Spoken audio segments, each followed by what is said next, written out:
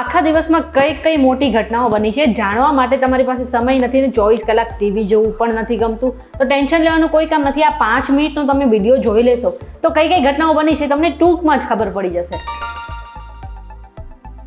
સૌથી પહેલાં આપણે પોઝિટિવ ન્યૂઝથી શરૂઆત કરીએ તો જાણીતું છે કે કેન્સરથી દર વર્ષે લાખો લોકો મૃત્યુ પામે છે અને જે કેન્સરની ટ્રીટમેન્ટ છે એ પણ ઘણી મોંઘી થતી હોય છે.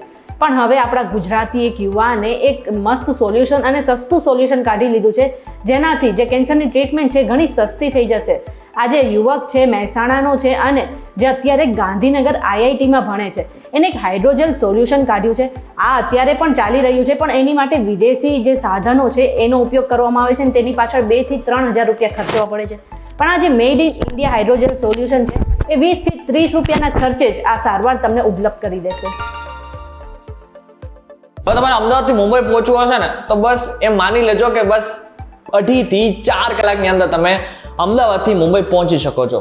હવેમાં વાત બિલકુલ નથી કરી રહ્યો કારણ કે એક ટ્રેન શરૂ થવા જઈ રહી છે જે 2025માં શરૂ થશે. ઓગસ્ટ 2024ની અંદર આનું ટ્રાયલ પણ પૂરું કરી નાખવામાં આવ્યું છે અને ટૂંક સમયની અંદર એટલે કે 2025ની શરૂઆતમાં અમદાવાદથી મુંબઈ અને મુંબઈથી અમદાવાદ લગભગ 2.5 થી 4 કલાકની અંદર પહોંચી શકાય છે. એન્જિનિયરની જેટલી પણ કામગીરી છે એ તો પૂરી કરવામાં આવી છે પરંતુ RDSO દ્વારા પણ એને મંજૂરી આપી દેવામાં આવી છે.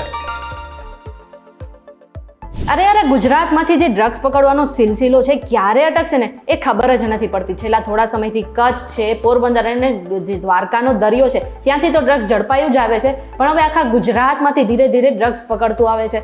અત્યારે જે છે ખેડામાંથી 50 કિલો ગાંજો ઝડપાયો છે સાથે જ 2 આરોપી પણ ઝડપાયા છે અને તેની પાસે 7 લાખ રૂપિયાનો માલ પણ ઝડપાયો હતો. આટલું જ નહીં, અરવલ્લીમાં તો હદ વટાવી દીધી. અરવલ્લીમાં એક ખેતરમાં કપાસની આડમાં ગાંજાનું વાવેતર થતું હતું અને ત્યાંથી પણ 16 કિલો ગાંજો ઝડપાયો છે અને તેની સાથે જ 2 લાખનો એક માલ પણ ઝડપાયો છે. અત્યારે ભારતમાં એક વસ્તુ ચાલી રહી છે એ છે ખેડૂતોનું આંદોલન. ખેડૂતોનું આંદોલન અત્યારે ચરમસીમાએ પહોંચ્યું છે પરંતુ આ બધાની વચ્ચે એક સારા સમાચાર એ પણ છે કે ખેડૂતો હવે કેન્દ્ર સરકાર સાથે વાત કરવા માટે રેડી છે.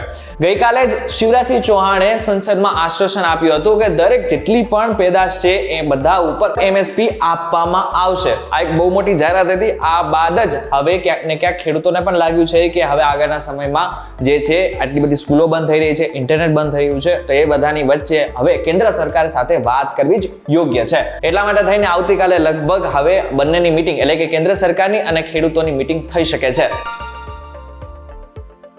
આ શિક્ષકો અને સ્ટુડન્ટનો જે રિલેશન છે એ ઘણો વિચિત્ર અને અલગ હોય છે. હવે સામાન્ય રીતે ઘણા લોકો જે સ્ટુડન્ટ છે પોતાના ગુરુને ભગવાન માનતા હોય છે તો ઘણા લોકો પોતાના ગુરુને પોતાના જીવનનો વિલન માનતા હોય છે. અને આવો જ એક કિસ્સો છત્તીસગઢમાંથી સામે આવ્યો છે જ્યાં એક 17 વર્ષનો સ્ટુડન્ટ જે છે એ શાળામાં મોબાઈલ લઈને ગયો અને બાબતે શિક્ષકે તેને થોડું ખીજાઈ લીધું, થોડો ગુસ્સો કરી લીધો. બીજા દિવસે સ્ટુડન્ટ પોતે છરી લઈને આવ્યો અને શિક્ષક પર હુમલો કરી દીધો હતો. એની તરફ છત્તીસગઢના બલરામપુરમાં અલગ જ કિસ્સો સામે આવ્યો જ્યાં એક બાળક ભણતું નહોતું તો શિક્ષકે બાળકને એટલો માર માર્યો કે તેના હાથ પગ સૂજી ગયા અને તેને બેસવા અને ચાલવામાં પણ તકલીફ થઈ રહી છે. જ્યારે શિક્ષક સામે ફરિયાદ થઈ ત્યારે તેને કહ્યું કે બાળક ભણતો નહોતો અને મેં તેને મારો પોતાનો સમજીને જ આવી રીતે માર માર્યો છે. હવે જે લોકોના આગળના સમયમાં ભણવું હશે ને એ લોકો માટે એટલે કે આવનારી જે જનરેશન છે ને એના માટે એક સારા સમાચાર આવી ગયા છે. 85 કેન્દ્રીય વિદ્યાલય અને 28 જવાહર નવોદય વિદ્યાલય શરૂ કરવાની મંજૂરી મળી ગઈ છે. આમ જોવા જઈએ તો 2022થી આ ચર્ચાઓએ જોર પકડી લીધું હતું પરંતુ હવે જઈને એટલે કે 2025માં આ જે સપનું છે એ પૂરું થવા જઈ રહ્યું છે. આ સાથે જ 85 નવા ખુલેલા કેન્દ્રીય વિદ્યાલયોમાં 13 શાળાઓ જમ્મુ અને કાશ્મીર, 11 મધ્યપ્રદેશ, 9 રાજસ્થાન, 8 ઓડિશા, 8 આંધ્રપ્રદેશ, 5 ઉત્તર પ્રદેશ, 4 ઉત્તરાખંડ, 4 છત્તીસગઢ, 4 હિમાચલમાં છે. આ સાથે જ કર્ણાટકમાં 3 નવી અને 1 શાળા અપગ્રેડ કરવામાં આવશે.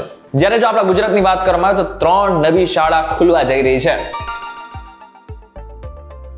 તમે પણ મંદિરે દર્શન કરવા જતા હશો ત્યારે 10, 20, 50, 100 રૂપિયા દાનમાં ચડાવતા હશો. એવા તો દરરોજ લાખો અને કરોડો લોકો મંદિરે દર્શન કરવા જાય છે પણ ઘણી વખત આપણે એવું પણ સાંભળ્યું છે કે ભારતના મંદિરમાં કરોડો રૂપિયાનું દાન થયું છે.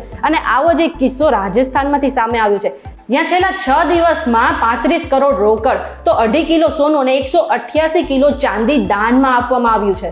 રાજસ્થાનના ચિત્તોડગઢ જિલ્લામાં સ્થિત કૃષ્ણધામ સાવરિયા શેઠ મંદિરમાં છેલ્લા 6 દિવસથી દાનમાં આપવામાં આવેલ વસ્તુની આજે ગણતરી કરવામાં આવી હતી અને આ દાનમાં અત્યાર સુધીનો સૌથી મોટો રેકોર્ડ જોવા મળ્યો હતો. આ મંદિરમાં છેલ્લા 6 દિવસમાં આપવામાં આવેલ જે દાનની વસ્તુ હતી તેની આજે ગણતરી કરવામાં આવી અને આજે દાનમાં આપવામાં આવેલ વસ્તુએ બધો જ રેકોર્ડ આજે તોડી નાખ્યો હતો. તમે અમારું આ ડેલી ન્યૂઝ જો સિરિયામાંથી જોતા હોય ને તો થોડાક સાવધાન થઈ જજો, કારણ કે આપણી ભારત સરકારે એટલે કે ભારત સરકારના જે વિદેશ મંત્રાલય છે એને ખાસ એવી આગાહી કરી છે, જાણકારી આપી દીધી છે કે આવનારા સમયમાં સિરિયામાં હુમલો થઈ શકે છે, કારણ કે સિરિયા અને હિઝબુલ્લા વચ્ચે જે રીતનાની ચર્ચાએ જોર પકડ્યું છે એ પ્રમાણે જોવા જઈએ તો સિરિયામાં બોમ્બારો તો થઈ શકે છે, આ સાથે જ સિરિયામાં બીજા ઘણા હુમલાઓ થઈ શકે છે. એટલા માટે થઈને વિદેશ મંત્રાલયે કીધેલું છે કે તમે અગર સિરિયામાં હોય તો દેશમાં પાછા આવી જાઓ, અને જે લોકોને આગળના સમયમાં સિરિયા જવું છે એમના માટે પણ એડવાઇઝરી જાહેર કરી છે કે આવનારા સમયમાં એટલે કે ટૂંક સમય માટે તો તમે સિરિયા ન જ જશો.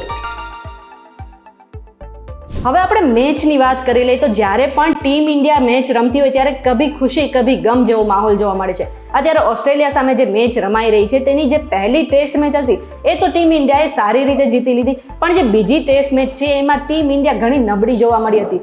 ગઈકાલે પહેલા દિવસે ટીમ ઇન્ડિયા 180 રન બનાવીને ઓલ આઉટ થઈ ગઈ અને તેની સામે આજે ઓસ્ટ્રેલિયાએ 337 રન બનાવ્યા હતા. હવે જો કે બીજા દાવની વાત કરીએ તો ટીમ ઇન્ડિયાએ અત્યાર સુધી 5 વિકેટ ગુમાવી દીધી છે અને જે બેટ્સમેન છે એમને ઘણું ખરાબ પ્રદર્શન કર્યું છે. હવે એવું લાગી રહ્યું છે કે જે બોલર છે એ જ ટીમ ઇન્ડિયાની ડૂબતી દાવને બચાવી શકે છે. પુષ્પા ફાયર હે રે, આ ડાયલોગ તમે સાંભળી લીધો હશે, પરંતુ આ જે મૂવી છે એને આખા વર્લ્ડમાં 400 કરોડની કમાણી પૂરી પણ કરી લીધી છે. એમાંથી જો 250 કરોડની વાત કરવામાં આવે તો 250 કરોડ આપણા ખુદને ભારતમાંથી જ એને કમાઈ લીધા છે.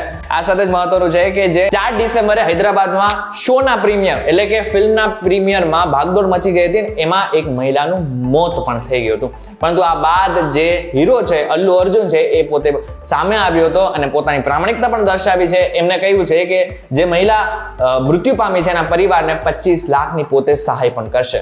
પણ તો આ બધાથી અલગ તમે આ મૂવી જોયું કે નહીં એ અમને જરા કોમેન્ટ કરીને ચોક્કસથી કહેજો. અને હા, આ વિડીયો તમને કેવો લાગ્યો એ પણ તમે મને કોમેન્ટ કરીને ચોક્કસથી કહી શકો છો. તમારી કોઈ પણ સજેશન હોય એ પણ અમને કોમેન્ટમાં જણાવી શકો છો. વિડીયો પસંદ આવે તો વિડીયોને લાઈક અને શેર જરૂરથી કરજો. હવે આ જે ડેલી ન્યૂઝ છે ને એનો અમારો WhatsApp ગ્રુપ પણ છે કે જેની લિંક મેં ડિસ્ક્રિપ્શનમાં આપેલી છે, ત્યાંથી તમે ડાયરેક્ટ તેને પણ જોઈન કરી શકશો. ફરી મળીશું એક નવા વિડીયો સાથે, નવા કોન્સેપ્ટ સાથે. ત્યાં સુધી મને રજા આપો. નમસ્કાર.